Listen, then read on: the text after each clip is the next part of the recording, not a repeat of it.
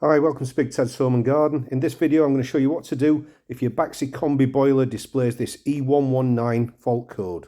Waking up to a cold house in winter is not much fun, but this is an easy fix that'll get your boiler up and running in seconds. If you flip open the control panel cover and your boiler's displaying this E119 error code, it means that the boiler's detected that the water pressure is too low.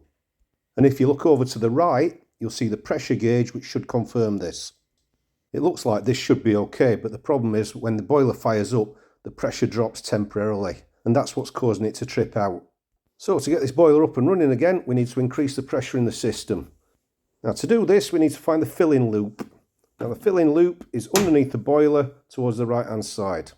This is looking from the side of the boiler. You can see there are two valves, one here and one there. You need to find these two valves and then gradually open them both up until you hear water start to flow.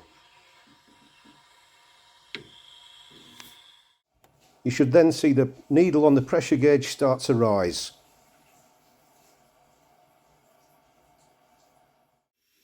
When the boiler detects the pressure is high enough, it should then fire up.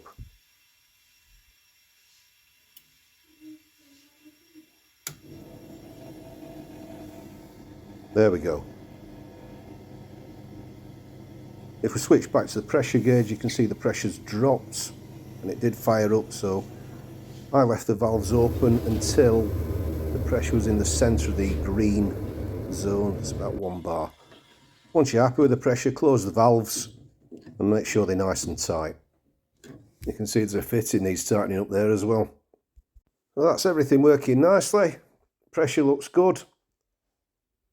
And the water temperature is increasing, the radiators will be nice and warm in a few minutes. So I hope you found this useful. If you have, leave a thumbs up. Any questions, leave a comment below. And don't forget to subscribe to Big Ted's Home and Garden. I'll see you soon.